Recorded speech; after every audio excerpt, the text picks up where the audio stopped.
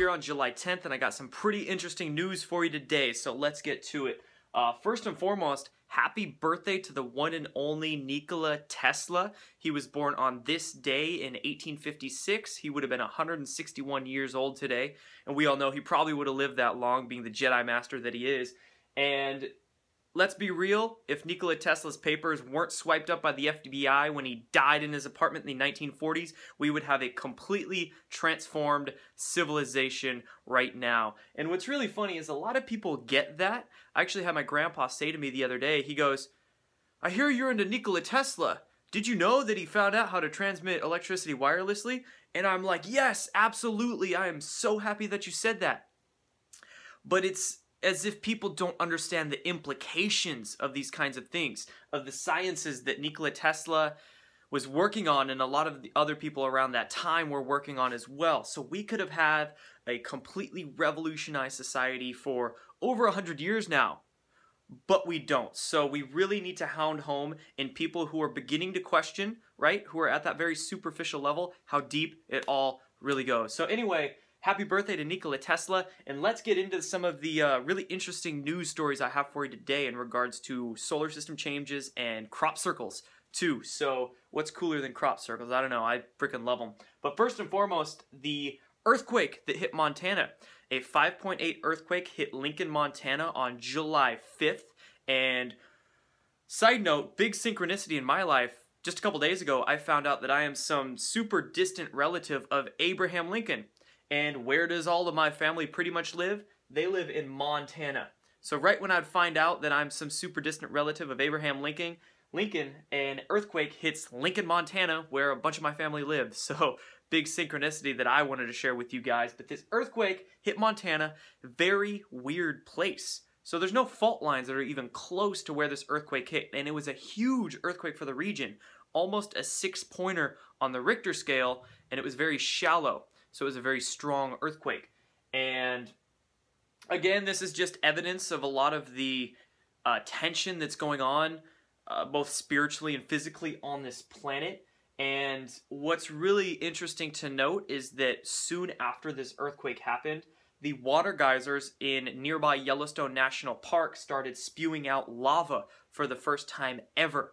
So, I mean, we all know there's this giant supervolcano that's under Yellowstone National Park, but we also know there's so much fear porn pumped into this topic.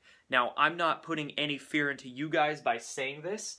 I don't think anything bad is going to happen. I think humanity has a lot more help than we begin to realize sometimes, but I just wanted to let you know, because it's pretty freaking interesting, that first time ever, lava is spewing out of these geysers. So, again, more evidence of Earth changes, and now on to some solar system changes. So, I came across an article that was stating that Mercury was shrinking, and another article that said Pluto is actually emitting some very weird X-rays that stun scientists. They really have no idea why Pluto seems to be emitting these X-rays. So we have evidence of more evidence of Earth changes, and more evidence that these changes are not just Earth-bound, they are solar system-bound, and also galactic and cosmic changes that are going on as well. So very interesting articles to pass on along to you guys. And then some crop circle stuff. So there's actually a new crop circle found on July 8th in Wiltshire, England, which is probably the most popular region in the world for finding crop circles. It's located along some ley lines, and there's a nearby river, so it makes it a very good spot for these extraterrestrials to make their crop circles. And I'm not going to get into the whole debate about crop circles being human or ET made or all that jazz. Yes, they're extraterrestrials. There's usually little plasma orbs that make them, and you know, we're not going to get into that conversation here, but another one was recorded. It was this beautiful sacred geometric pattern, and it's cool. It's neat, right? Go check it out. Look at it. It's pretty. Next, I want to point you towards a picture. I'm going to put it up here of a crop circle. Now, this one was made 5 years ago. It was made in August of 2012. But what's really interesting about this crop circle, and this picture I found looks like somebody did some analyzing of it. I really want to pass this along to you guys because it looks like this crop circle is pointing to an alignment that's occurring right now that we just got into. It looks like it's pointing towards an alignment that occurs from July 8th to July 21st. And in this analyzed picture, it actually points to solar changes. So we know some of these cosmic changes that are occurring right now involve the sun, and the sun actually making a quantum leap. And I've discussed this in some of my other videos, namely the one about Dewey Larson, but the sun is making a jump from a yellow star to a yellow-white star. This is going to be a quantum jump. It's going to have a lot of effects on human consciousness. It's one of the, it's the ascension event that a lot of people speak of, and it could very well be that this is a jump getting us towards that. Maybe we're in alignment now, which is what this crop circle may have been pointing towards, that are going to get us some interesting things in regards to the sun. So keep looking at it and see if there are any interesting changes that are going to happen. So there's some interesting stuff in regards to crop circles and solar system changes. And now I want to get into the geopolitics, because there's a lot of stories that I've seen the past day or two that I want to connect for you guys. First of all, though, freaking weird article out of CNN. It said Obama was basically trying to steal babies. He was in an Alaskan airport, and he had a very weird instance where he picked up a kid, and he made a very bad joke about taking it. Very bad joke, because we all know about the WikiLeaks emails that came out, one of which was pointing towards Obama buying $65,000 in code speak hot dogs. Let me tell you, they weren't hot dogs, and this joke, let's say, is in very bad taste, knowing what he was really discussing in those WikiLeaks emails. So, bad. Hi, Joe kids. Hi, Joe wife.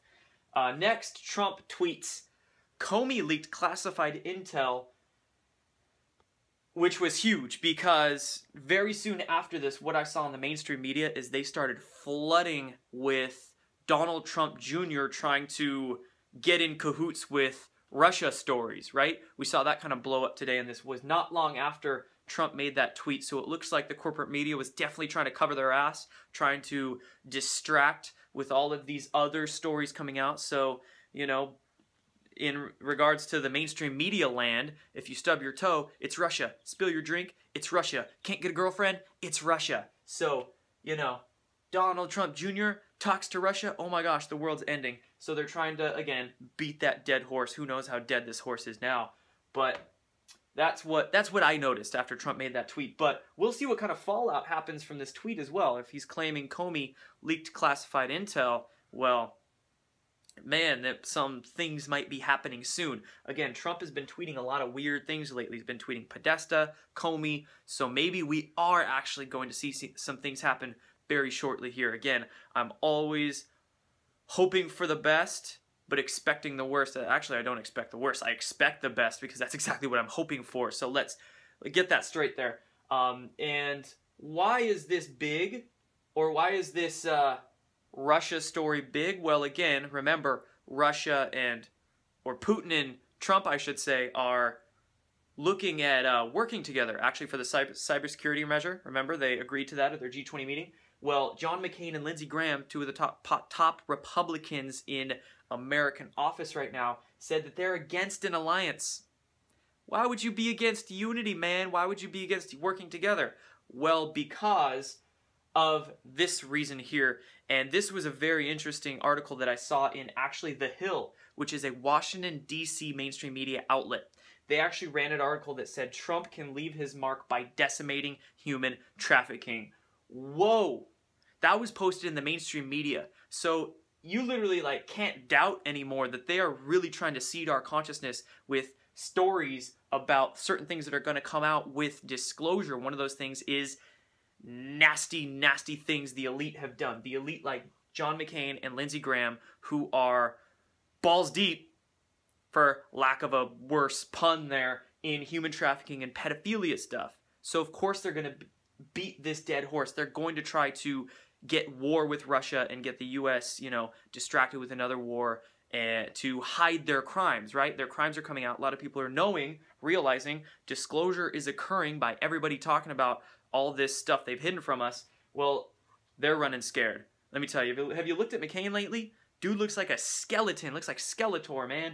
All of these elites do. All the ones that are running and hiding, like the Republicans, like a lot of the Democrats, like Bill Clinton and Hillary Clinton, they're just looking like Skeletor as well. So, I mean, if they don't get arrested, you can pretty much be sure that they will get suicide, or their bodies might just literally fatigue and fall apart. So, one of those things. And then Another awesome story that I've heard that directly relates to John McCain and the deep staters is that ISIS has been defeated in Iraq.